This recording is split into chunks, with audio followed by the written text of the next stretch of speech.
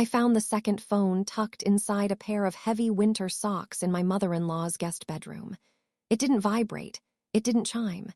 It simply glowed with a single notification that read, "The transfer is complete. She has no idea."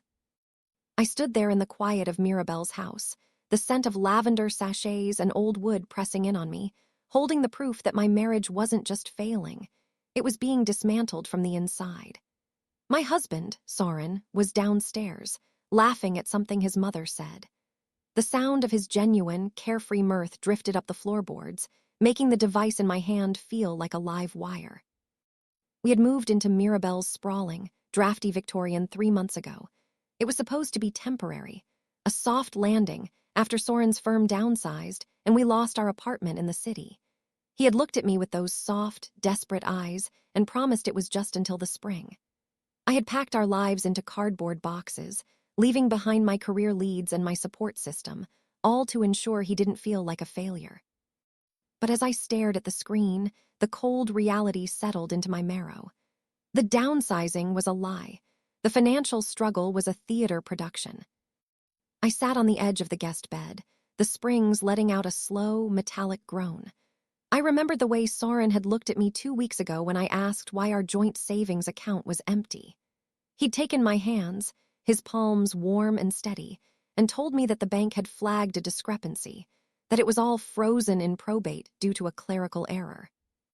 I had believed him because I loved him, and because Mirabelle had been right there behind him, nodding, offering me a cup of tea, and telling me that family looks after its own. Now, looking at the messages, I saw the truth. Soren hadn't lost his job. He had been funneling his salary and our shared savings into an account in Mirabelle's name. "She's asking about the money again," Soren had texted his mother yesterday while I was in the kitchen making them dinner. "Keep her focused on the house," Mirabelle had replied. "If she feels like a guest, she won't act like an owner. We're almost there, Soren. Don't let her guilt trip you now." My heart didn't race. It slowed down, turning heavy and cold like a stone in a stream. They weren't just hiding money. They were waiting for me to break. They were waiting for the isolation and the poverty to make me small enough that I would sign the post-nuptial agreement Mirabelle had been casually mentioning over breakfast, the one that would waive my rights to any future assets in exchange for a monthly allowance. I heard footsteps on the stairs. They were slow, deliberate, Mirabelle's footsteps. She always wore those soft-soled slippers that whispered against the hardwood, a sound I used to find comforting. Now it sounded like a predator stalking through dry leaves. I shoved the phone back into the sock, tucked it deep into the drawer, and stood up just as the door creaked open. Mirabelle stood there, her silver hair perfectly coiffed, holding a folded stack of my laundry. She looked at me with a smile that never quite reached her eyes, a smile that was all teeth and no warmth. "Soren was wondering where you'd wandered off to, Alara," she said, her voice smooth as polished glass. "The tea is getting cold, and you know how much he hates a cold house." I looked at her, really looked at her, and for the first time, I didn't see a lonely widow helping her son. I saw a woman holding the keys to a cage I had walked into willingly. "I'm coming," I said, my voice steady, though my lungs felt tight. "I just got a bit dizzy, must be the hunger." "Poor dear," she murmured, stepping closer to pat my cheek. Her skin felt like parchment. "We'll get some nutrients in you. Then we can talk about that paperwork I left on the bureau. It's for your own protection, truly." I walked past her, my shoulder brushing hers, and headed down to the man I thought I knew, wondering how many more lies were buried in the walls of this house. The dinner table felt like a stage where the play had been running for far too long. Soren sat across from me, his sleeves rolled up, looking every bit the weary provider. He reached over and squeezed my hand, his thumb rubbing my knuckles in a way that used to make me feel safe. Now, it felt like he was checking for a pulse. "You're quiet tonight, Alara," he said, his voice laced with that practiced, gentle concern. "Still worried about the bank? I told you I'm meeting with the manager on Tuesday. It's a mess, but it's being handled." I looked down at my plate. Mirabelle had served a heavy beef stew, the steam carrying the scent of rosemary and salt. "I'm just tired, Soren. It's hard to sleep when I don't know where we stand. I was looking through some old files today, trying to find our tax returns. I felt the shift in the room immediately. It was subtle, a momentary pause in the clink of Mirabelle's silverware against her china, a slight tightening in Soren's jaw. "Why would you do that?" Soren asked. The gentleness was still there, but there was a new edge to it, a thin layer of frost. "I told you I have everything organized in my office. You don't need to stress yourself out with the paperwork. That's why Mom is here to help." "Exactly," Mirabelle chimed in, leaning forward. She didn't eat much. She mostly moved the carrots around her plate. "Stress is so hard on the complexion, Alara, and besides, those files are in such a state. I've been helping Soren digitize everything. It's much safer that way." Safer for who? I thought. I took a sip of water, the cold liquid hitting the back of my throat like a warning. "I just want to feel useful. Since I'm not working, I feel like a guest in my own life." "You aren't a guest, darling," Soren said, his grip on my hand tightening just a fraction too much. "You're my wife, but right now we need to be smart. This house, this situation, it's a fortress. We're protected here. Once you sign those papers Mirabelle drafted, it'll simplify the tax transition. It's just a formality to keep the creditors away from the remaining equity." The lie was so smooth it almost sounded like logic. He was using my fear of debt, my desire for stability, as a leash. I realized then that Soren didn't just want the money, he wanted the control. He wanted me to be grateful for the crumbs he was letting me see. After dinner, I offered to do the dishes, needing the mindless rhythm of scrubbing to keep my hands from shaking. Through the kitchen window, I watched the reflection of the living room in the glass. Soren and Mirabelle were sitting on the sofa, their heads closed together. They weren't talking like a mother and son, they were talking like partners. Mirabelle handed him a small ledger, and he nodded, tapping a pen against his chin. I turned off the faucet and dried my hands, moving silently toward the hallway. I didn't go into the living room. Instead, I slipped into the small pantry off the kitchen. I knew there was a vent that connected to the library, where they usually retreated for their business talks. I pressed my ear against the cool metal of the vent. "She's getting restless, Soren," Mirabelle's voice came through, muffled but clear. "That comment about the tax returns wasn't accidental. She's smarter than you give her credit for." "She's isolated," Soren replied, his tone different now, dry, clinical, stripped of the warmth he used for me. "She has no car, her phone plan is on my account, and her mother is halfway across the country in a nursing home. Where is she going to go? She needs me." "She needs the version of you that doesn't exist," Mirabelle corrected. "Just make sure she signs by Friday. If we wait any longer, the quarterly dividends will show up on the joint statement before I can divert them. I won't have her sniffing around my accounts." "She'll sign," Soren said. "I'll take her out to that bistro she likes tomorrow, soften her up. By the time she realizes the allowance is all she has left, we'll have the deed to the lake property transferred too." I backed away from the vent, my heart hammering against my ribs. It wasn't just a hidden account. They were planning to strip me of everything, my legal standing, my future, and the small inheritance my father had left me that was tied into our joint property. I walked back into the kitchen, my face a mask of exhaustion. I had to play the part. I had to be the tired, confused wife they expected. As I climbed the stairs to bed, I passed the guest room where the second phone was hidden. I didn't stop. I went to our bedroom and lay in the dark, listening to the house creak. I wasn't just a wife in a drafty Victorian anymore. I was a woman in a cage, and I had just realized the bars were made of paper. If they wanted me to sign something, I would. But it wouldn't be the document they were expecting. The next morning. The sun bled through the heavy velvet curtains of our bedroom, casting long, jagged shadows across the floor. Soren was already gone. He'd left a note on the pillow. "Early meeting at the satellite office. Dress up tonight, I'm taking you to Lavalin. I love you." I stared at the word love. It looked like a smudge of ink, devoid of any meaning. I waited until I heard the distinct, rhythmic thump-clack of Mirabelle's loom in the basement.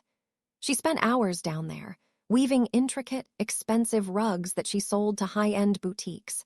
Another stream of income she'd conveniently forgotten to mention when she told me she was struggling to keep up with the property taxes. I moved quickly. I didn't go for the second phone this time. Instead, I went to Soren's temporary office in the converted attic. The door was locked, but the skeleton keys for this house were kept in a decorative ceramic bowl in the hallway. Mirabelle was a woman of habit. She believed her own superiority was a better lock than any deadbolt. The key turned with a heavy, satisfying click. The office was freezing. Soren had always liked the cold. He said it kept his mind sharp. I began sifting through the drawers of his desk, my fingers moving through files labeled with mundane titles: utilities, home maintenance, garden. Behind a false back in the bottom drawer, I found a leather-bound folder. Inside were the blueprints of my ruin. There was a copy of the post-nuptial agreement Mirabelle had drafted.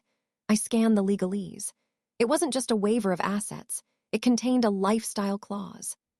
If I were to initiate a divorce for any reason, I would forfeit not only my share of our city apartment sale, but also the equity in the lake house my father had left me. Property Soren had convinced me to put into a family trust for tax protection last year. The trust was real, but the trustee wasn't a neutral bank. It was Mirabelle. I felt a wave of nausea so strong I had to lean against the desk. My father's lake house was the only thing I had left of him. It was a modest place, smelling of pine needles and lake water, where he'd taught me how to read the stars. Soren knew how much it meant to me. He'd held me while I cried on that porch after the funeral, whispering that he'd help me keep it in the family forever. He was keeping it. He just hadn't specified which family. I heard the basement door creak open downstairs. The loom had stopped. My pulse spiked, a frantic drumming in my throat. I shoved the folder back into the drawer, locked the office, and slipped the key into my pocket just as Mirabelle called out from the bottom of the stairs. "Ilara, are you up there? I thought I heard the floorboards." I took a deep breath, smoothing my hair and forcing my features into a mask of drowsy confusion. I stepped onto the landing. "Just looking for some aspirin, Mirabelle. This house. The silence gives me a headache sometimes."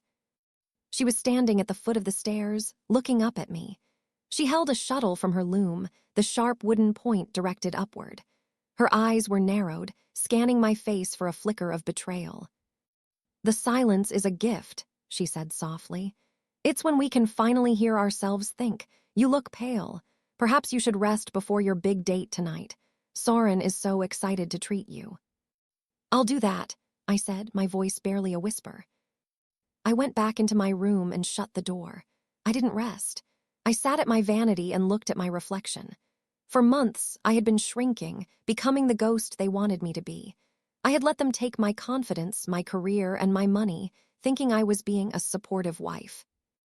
I reached into my jewelry box and pulled out a small, silver flash drive I'd hidden in the lining weeks ago, back when I first started feeling the glitches in our bank accounts. I realized then that I couldn't outrun them, not yet. I had no car, and as Soren had reminded his mother, I was isolated. If I ran now, I'd leave with nothing, and they would use their resources to bury me. To win, I had to stay. I had to sign. But I needed to ensure that what I was signing wasn't my surrender, but their indictment. I needed a lawyer, but I couldn't call one.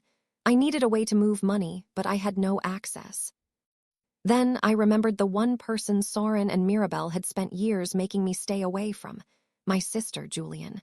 They'd told me she was unstable, that her lifestyle choices were a bad influence. In reality, Julian was a forensic accountant who had seen through Soren from the day we met. I looked at the clock. I had 4 hours before Soren came home. 4 hours to reach the one person who knew how to find money that didn't want to be found. The landline in the kitchen was an antique, a heavy black rotary phone that Mirabelle insisted on keeping for aesthetic reasons. I knew better. Every call was logged on a bill that went straight to her desk. My own cell phone was a brick. The data had been throttled to a crawl, and Soren had installed a family safety app months ago that tracked my GPS and likely my messages. I had to be invisible. I grabbed my coat and told Mirabelle I was walking to the village market to buy some specialty flour for the bread she liked. She eyed my sneakers with a thin, approving smile. Exercise will do you good, Alara. You've been looking so stagnant. I walked until my lungs burned in the crisp autumn air, making sure to stay on the main road where the safety app would see me moving toward the market. But once I reached the town square, I slipped into the back of the local library. It was a small, dusty building that smelled of damp paper and floor wax. In the corner, there was a single public computer. My fingers flew over the keys. I didn't log into my email. I went to a shared cloud document Julian, and I had used a decade ago to plan our father's 60th birthday. I typed 3 words in the middle of a blank page. The ice is thin. Then I waited. Julian had told me years ago, back when Soren first started separating us. If you ever need me, just update the old doc. I check it every Sunday. If it's an emergency, update it on a weekday and I'll see the notification. 10 minutes passed. The cursor blinked, a rhythmic, mocking heartbeat. Then the text vanished and new words appeared in real time. Where are you? Mirabelle's house, I typed. They've moved the lake house into a trust. Soren's salary is missing. They're forcing a post-nup. Julian, they're stripping me bare. The reply was instant. I knew it. That bastard. Listen to me, Alara. Do not sign anything yet. I'm going to remote access your joint accounts using the old login you gave me before the glitch. If the money is moving to Mirabelle, there's a paper trail. I need 48 hours to map the transfers. I don't have 48 hours, I replied, my eyes darting toward the library door. Soren is taking me to dinner tonight. He's going to soften me up for a Friday signing. He thinks I'm broken. Then be broken, Julian typed. Play the part. Let him think he's winning. If he thinks you're about to cave, he'll get careless. I'll find where he's hiding the liquidated assets. Check the doc again tomorrow at noon. And Alara, get a recording of him if you can. Admission of intent is everything in probate court. I closed the tab, cleared the browser history, and stood up. My knees felt weak. I was no longer just a victim. I was a double agent in my own marriage. I bought the flour at the market, an expensive organic brand, and walked back to the house. When I entered the kitchen, Soren was already there, leaning against the counter. He looked handsome in a charcoal suit, a glass of wine in his hand. He looked like the man I'd fallen in love with, but now the sight of him made my skin crawl. You're back, he said, stepping forward to take the bag of flour from me. He set it down and pulled me into his arms. He smelled of expensive cologne and the cold outside air. I missed you today. He kissed my forehead, and I forced myself not to flinch. I leaned into his chest, letting my shoulders slump, playing the role of the defeated, dependent wife. I missed you too. I'm just so tired of being stressed, Soren. I want things to go back to how they were. They will, he whispered into my hair. Tonight is the start of that. We'll have a beautiful dinner, and then we'll handle the paperwork this weekend so we can stop worrying about the what-ifs. Okay. Okay, I said, my voice muffled against his suit. As I went upstairs to get ready for dinner, I felt the weight of the silver flash drive in my pocket. He thought he was taking me to a celebratory meal to mark the end of my independence. He had no idea I was just waiting for the clock to start. I put on the black dress he liked, the one that made me look fragile. I did my makeup with trembling hands, masking the dark circles under my eyes. Downstairs, I heard Mirabelle and Soren laughing. The sound was sharp, like breaking glass. Tonight I wasn't just going to dinner. I was going to war. The restaurant, Le Valin, was tucked into a stone cellar at the edge of town, all flickering candlelight and heavy silver. It was the kind of place designed for proposals or apologies, where the intimacy felt forced by the low ceilings and the hush of the waitstaff. Soren sat across from me, the candlelight dancing in his eyes. He looked at me with such curated adoration that for a second I felt a ghost of the old warmth. It was a dangerous sensation, the muscle memory of trust. You look breathtaking, Alara, he said, reaching across the table to cover my hand with his. I know these last few months haven't been what we planned. I know it's been lonely in that house. It has been, I said, keeping my voice soft, letting a tremor sit at the edge of my words. I feel like I've lost my reflection, Soren. I don't know who I am without my work, without our own place. That's exactly why the agreement Mirabelle drafted is so important, he said, leaning in. He signaled for the waiter to pour more wine, a vintage I knew we supposedly couldn't afford. It's about structure. Once the legalities are settled, I can move the funds back from the protected trust. We can look for a new place in the city by June. Don't you want that? Our life back. I looked at him, and I realized he wasn't just lying to me. He was performing for himself. He needed to believe he was saving me through this betrayal. I do, I whispered. I worry about the lake house. My father wanted me to keep it. Soren didn't blink. And you are keeping it. It's staying in the family trust. My mother is just the conservator to keep it safe from the bankruptcy proceedings if the firm's creditors come after me. It's a shield, Alara, not a sword. The lie was so practiced, it was almost beautiful. I felt the weight of my phone in my clutch, the recording app running.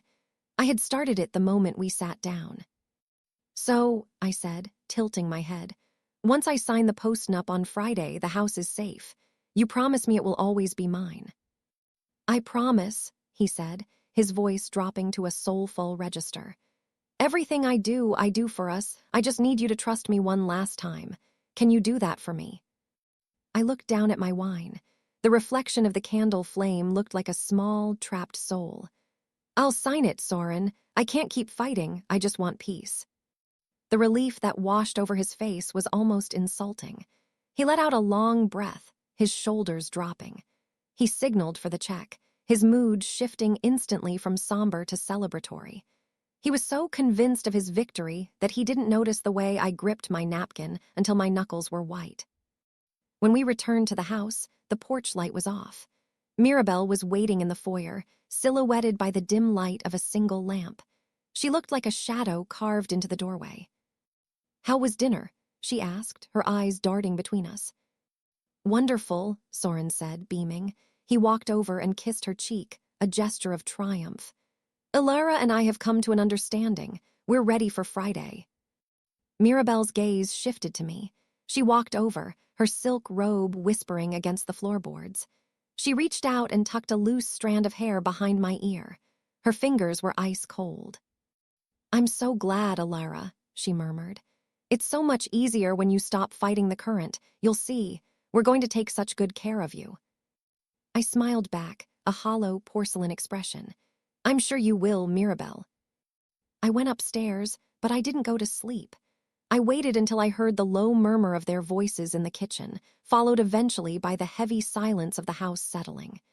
At 2:00 a.m., I crept back to the guest room. I pulled the hidden phone from the sock. My heart thundered in my ears, every creak of the Victorian house sounding like a gunshot. I opened the messaging app. There was a new text from the unknown number. The lake house listing goes live on Monday. The buyer's deposit is already in the escrow account under M. Vane. Tell her the paperwork is ready for the morning. M. Vane, Mirabelle. They weren't just keeping the house. They were selling it before the ink on my signature was even dry. My father's legacy, his heart, was being liquidated for a deposit on a life I wasn't meant to be part of. I took a photo of the screen with my own phone. My hands were shaking, but my mind was clear. I wasn't just going to find the money anymore. I was going to burn their fortress to the ground. I didn't sleep. I spent the remaining hours of the night staring at the ceiling, watching the gray dawn light slowly reveal the cracks in the plaster. Every time I closed my eyes, I saw the words, listing goes live on Monday. They were selling my father's soul to fund their new beginning, a beginning that clearly didn't include me. At noon, I made my move. I told Mirabelle I was going back to the library to return some books. She was preoccupied, spread out across the dining table with a mountain of receipts and a calculator, her brow furrowed in concentration. She didn't even look up. Don't be late for tea, Alara. We have a lot to prepare for tomorrow. I practically ran to the library. My hands were trembling as I logged into the shared document.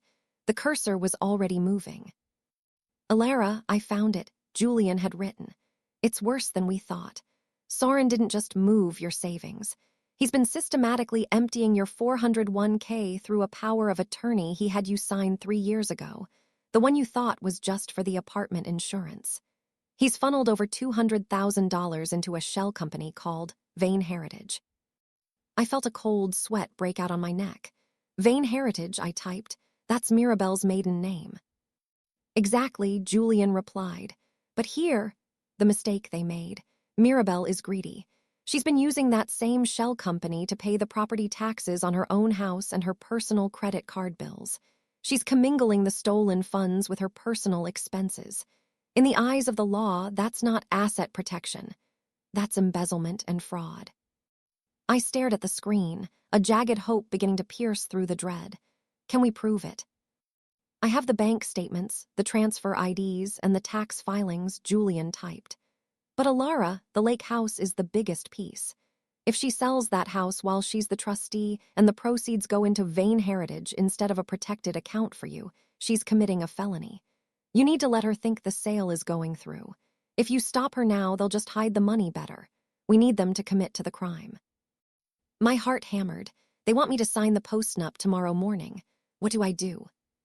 Sign it, Julian wrote, but I'm sending you a file. It's a specialized addendum I've drafted with a colleague who specializes in trust law. It looks like standard legal jargon about mutual disclosure, but it actually contains a clause that nullifies the entire agreement if any assets were concealed or misrepresented during the signing. If Soren hasn't disclosed the Vain Heritage account, which he hasn't, the moment he signs his name, he's handing you the keys to his own prison. How do I get it into the pile? I asked. Mirabelle is using a local notary, right? Old Mr. Henderson. He's 80 and half blind. He'll just stamp whatever is in front of him. Swap the signature page or tuck this in the middle of the stack. Just make sure the version he signs is the one with the disclosure clause. I printed the pages, the sound of the library printer feeling deafening in the small room. I folded the papers and tucked them into my waistband, the sharp edges of the paper biting into my skin. As I walked back to the house, the wind picked up, swirling dead leaves around my ankles. I felt a strange, detached clarity. For months, I had been the victim of their psychological warfare, believing I was weak, believing I was lucky to have them. When I walked through the front door, the house felt different. The scent of lavender and old wood no longer felt like a home. It felt like a crime scene. Soren was home early. He was standing in the kitchen, pouring 2 glasses of wine. He looked up and smiled, that same charming, devastating smile that had once been my whole world. "There she is," he said, walking over to press a glass into my hand. "I've been talking to the notary. Everything is set for 10 o'clock tomorrow. Once this is done, Alara, the weight will be off our shoulders. I promise." I took a sip of the wine. It tasted like copper and vinegar. "I know, Soren," I said, looking him straight in the eyes. "I can't wait for the truth to finally come out." He laughed, thinking I was talking about our financial recovery. He had no idea the weight was about to shift. And it was going to crush him. The morning of the signing arrived with a relentless, gray drizzle that blurred the edges of the garden. Inside the house, the atmosphere was stiflingly domestic. Mirabelle had laid out a spread of pastries and coffee on the mahogany dining table, her movements precise and celebratory. She was wearing a deep navy silk dress, looking every bit the matriarch of a dynasty that was currently built on the bones of my life. "Mr. Henderson will be here any minute," she said, smoothing a linen napkin. She looked at me, her eyes tracking the slight tremor in my hands, a tremor I didn't bother to hide. To her, it looked like surrender. "Are you feeling better today, Alara? You look resolved." "I am," I said, my voice thin. I kept my handbag on my lap, my fingers brushing the edge of the printed addendum tucked inside. "I just want this to be over. I want to stop feeling like I'm drowning." Soren came down the stairs, whistling a low, tuneless melody. He squeezed my shoulder as he passed, his touch lingering. "It's a new chapter, Alara, truly." The doorbell rang. Mr. Henderson was a stooped man with thick, bottle-glass spectacles and a heavy leather briefcase. He smelled of peppermint and wet wool. As he spread the documents across the table, Mirabelle hovered like a hawk, her hand occasionally guiding his toward the correct lines. "Now," Henderson wheezed, adjusting his glasses, "this is the post-nuptial agreement and the trust transfer confirmation. Standard stuff. Both parties have reviewed. We have, Soren said firmly. I just need a moment to go through the pages one last time, I said, my voice barely a whisper, to make sure I understand the lake house section. Mirabelle stiffened. We discussed this, Alara. It's for your protection. I know, I need to be sure, I said, pulling the stack of papers toward me. I leaned over the documents, my hair falling forward to obscure their view. With a practiced, silent motion I had rehearsed in my head 100 times, I slid the original page 12, the one regarding asset disclosure, into my lap and replaced it with Julian's version. The paper stock was identical. The font was a perfect match. To a man who could barely see his own hands and a mother and son blinded by their own arrogance, it was invisible. Everything looks correct, I said, my heart drumming so hard I feared they could see my chest heaving. I picked up the pen. I signed my name, Alara Vance, on every line they indicated. With every stroke of the ink, I felt a piece of my old self die and something much colder take its place. Then it was Soren's turn. He signed with a flourish, a wide, confident hand. He didn't read the fine print on page 12. Why would he? He believed he had written the rules. Mr. Henderson pressed his heavy embosser onto the pages, the thump-crump sound echoing in the quiet room like a gavel. All done, Henderson announced, packing his briefcase. I'll file these with the county records this afternoon. As soon as the front door closed behind the notary, the mask slipped. Mirabelle didn't even look at me. She went straight to the sideboard and poured herself a generous glass of sherry. Soren let out a long, jagged sigh and walked to the window, staring out at the rain. Well, he said, his back to me. His voice had lost that honeyed, protective layer. That's that. I'm going to go upstairs and make some calls. There are things that need to be finalized. The lake house sale, I asked quietly. Soren froze. He turned slowly, his eyes narrowing. What did you say? The listing, I said, standing up. I felt a strange, icy calm. The one that goes live on Monday, the one with the deposit from M. Vane. Did you think I wouldn't find out? Or did you just think I was too stupid to look? Mirabelle set her glass down with a sharp clack. Alara, don't be hysterical. You've had a long morning. Why don't you go lie down? I'm not hysterical, Mirabelle. I'm informed, I said, reaching into my bag and pulling out the printouts Julian had sent me, the bank transfers, the Vane Heritage Ledger, the proof of the emptied 401k. I tossed them onto the table. Soren stepped forward, his face pale. He looked at the papers, and for the first time since I'd known him, I saw genuine fear in his eyes. Where did you get these? He hissed. It doesn't matter where I got them, I said. What matters is that you just signed a document under the eyes of a notary, stating that you have disclosed all assets and accounts. But you didn't mention Vane Heritage, did you, Soren? You didn't mention the 200,000 you stole from me. I leaned in closer, my voice dropping to a deadly whisper. And because you lied in a sworn legal document, the postnup you were so desperate for me to sign is now the very thing that's going to strip you of everything. For a long moment, the only sound in the room was the rhythmic ticking of the grandfather clock in the hallway. Soren stared at the ledger printouts as if they were poisonous snakes. The confident, brooding provider persona he had worn like a tailored suit was fraying at the seams. You think you're so clever, Mirabelle said, her voice dropping an octave. She didn't look afraid. She looked disgusted. She stepped toward the table, her silk robe swishing like a warning. You think some spreadsheets and a few questions constitute a legal defense. You're in my house, Alara. You're living on my charity. Everything in those accounts was moved to ensure this family survived your husband's professional setbacks. Setbacks you manufactured, I countered, my voice gaining a strength that surprised even me. There was no downsizing, Mirabelle. There was only a plan to isolate me until I was desperate enough to sign away the lake house. You wanted the land for your Vane Heritage expansion, didn't you?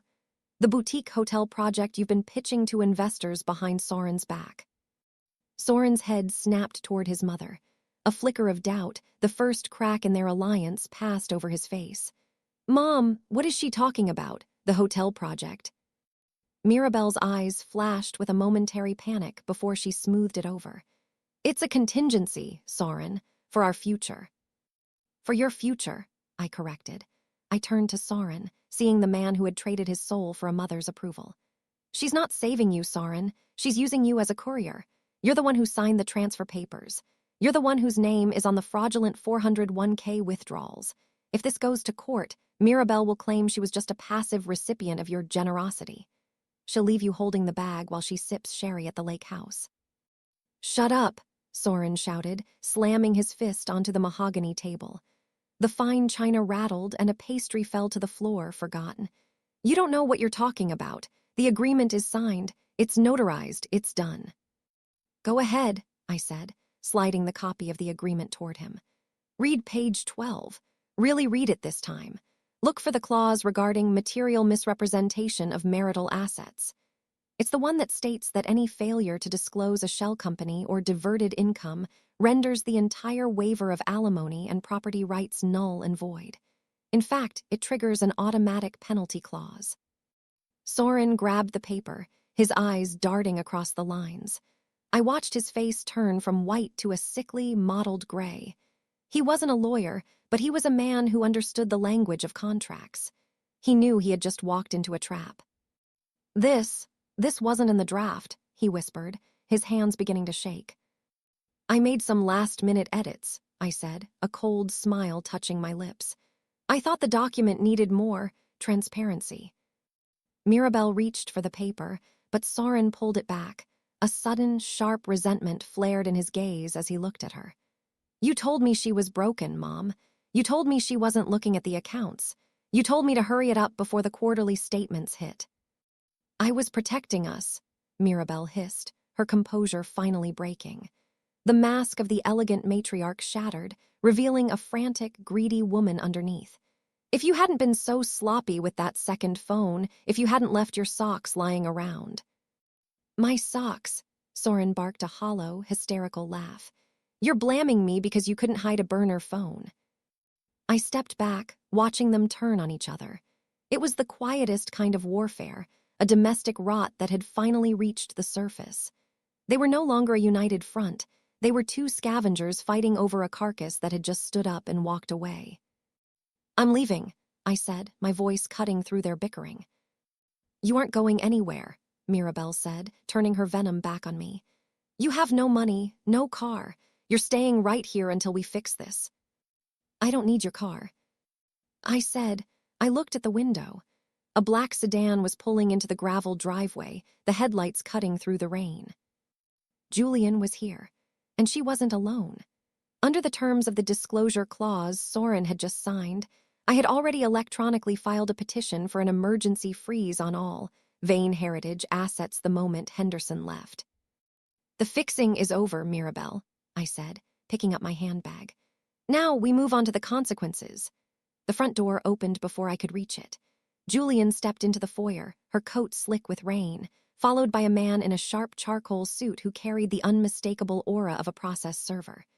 The silence that followed was absolute, broken only by the steady drip of water from Julian's umbrella onto Mirabelle's pristine hardwood floors. Elara, Julian said, her eyes scanning me for damage. When she saw I was standing tall, a small, grim smile touched her lips. I see the signing went according to plan.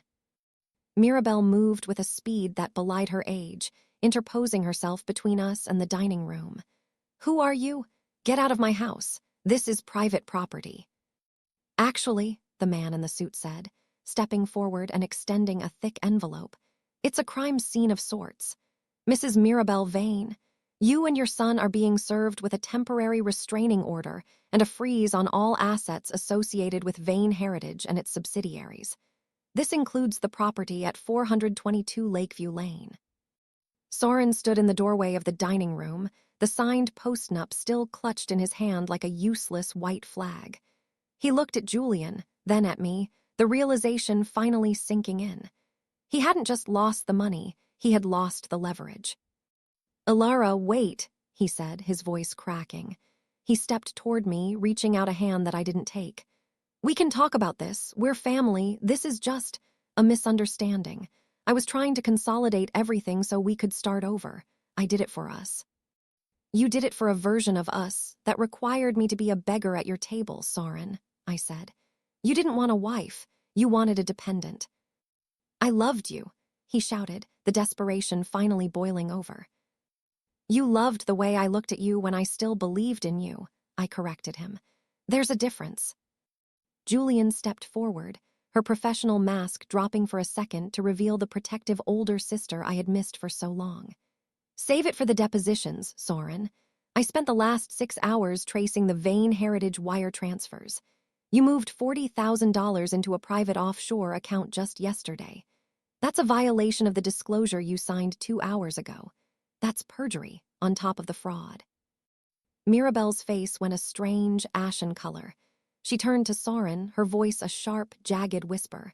You moved money yesterday, without telling me. I had to have a backup plan, Mom. Soren snapped back, his loyalty finally dissolving. You were the one who wanted the lake house. I just wanted to get out from under your thumb.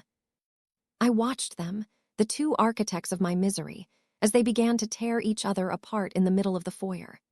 The atmospheric tension that had gripped this house for months, the quiet gaslighting, the subtle humiliations, it was all evaporating, replaced by the ugly, raw noise of two people who had never truly loved anyone but themselves. My things are packed, I told Julian. They've been packed for 3 days. Let's go then, she said. As I walked toward the stairs to grab my suitcases, Mirabelle blocked my path. She didn't look like an elegant matriarch anymore. Her hair was coming loose from its pins, and her eyes were wild. You think you've won? She hissed, her voice low so the man with the papers wouldn't hear. I will tie you up in court for a decade. I have resources you can't even imagine. You'll be penniless by the time I'm done with you. I leaned in, my face inches from hers. I could smell the sherry on her breath and the scent of lavender that would haunt my nightmares for years. I don't need a decade, Mirabelle, I whispered. I have the second phone. I have the recordings of you and Soren discussing the lifestyle clause and the dividends. And most importantly, I have the deed to the lake house that you tried to sell before you actually owned it. That's called selling property you don't possess. It's a very specific kind of felony. I saw the light go out in her eyes. The defiance collapsed into a hollow, empty stare. I went upstairs, grabbed my 2 suitcases, all that remained of my life in this house, and walked back down. I didn't look at Soren as I passed him.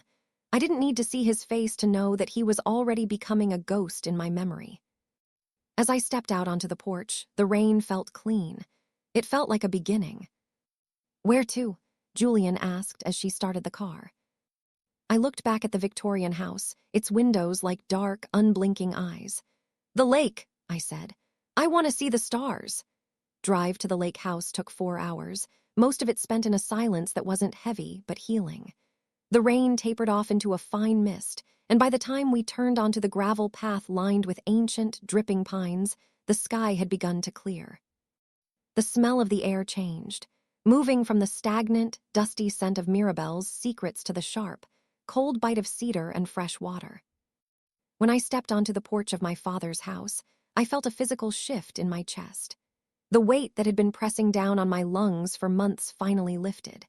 I didn't have much, just 2 suitcases and a legal battle that would likely take a year to fully untangle. But for the first time in a long time, I was standing on ground that actually belonged to me. Julian stayed for the weekend. We sat on the old, mismatched furniture, drinking tea and going over the final documents. The freeze held, she told me on Sunday morning, looking up from her laptop. Mirabelle tried to move the remaining Vane Heritage funds to a Swiss account last night, but the bank flagged it immediately. Soren's firm caught wind of the fraud investigation, too. They've placed him on administrative leave. He's calling my office every hour, begging to settle this quietly. Let him call, I said, watching a pair of loons drift across the glassy surface of the lake. I spent months listening to him. Now he can listen to the silence. Justice, I realized, wasn't a sudden explosion or a cinematic moment of triumph. It was the slow, steady reclamation of the truth. It was seeing Soren and Mirabelle for exactly what they were. Small, frightened people who thought that stealing someone else's light would make their own shadows less terrifying. A week later, I received a final letter from Soren. It was handwritten, the ink smudged in places.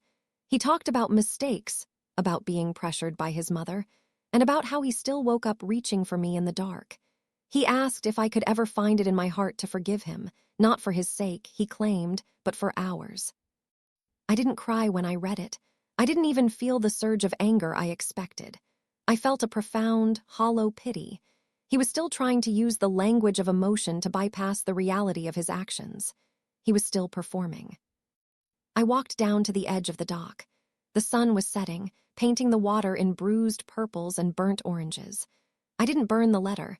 That felt too dramatic, too much like a scene from a movie I wasn't starring in anymore. I simply folded it into a small, tight square and placed it in the recycling bin near the shed. It was just paper. It had no power over me. That night, the sky was perfectly clear. I dragged a blanket out to the porch and lay on my back, looking up. In Mirabelle's house, the ceilings had felt low and suffocating, mapped with cracks and hidden cameras. But here, the ceiling was infinite. I found the constellations my father had taught me, the Great Bear, the North Star, the steady points of light that had guided people home for thousands of years. I thought about the allowance Mirabelle had wanted to give me, the way she wanted to measure out my life in crumbs. I thought about the way Soren had looked at me at Levalin, pretending to love a woman he was actively robbing. I wasn't that woman anymore. I was someone who had walked through the fire of their betrayal and come out with her eyes wide open. My phone buzzed on the deck beside me. It was a message from a former colleague in the city, a lead on a freelance consulting project that would pay enough to keep the lake house running through the winter. It wasn't a fortune, and it wasn't a soft landing. It was a start. I closed my eyes and listened to the water lapping against the shore. The silence wasn't a weapon anymore, and it wasn't a cage. It was a canvas. I was 34 years old. I was starting over with nothing but my name and my father's house, and for the first time in my life, I knew exactly who I was. I was free. And as I drifted off to sleep under the watchful eyes of the stars, I knew that was the only inheritance that ever truly mattered.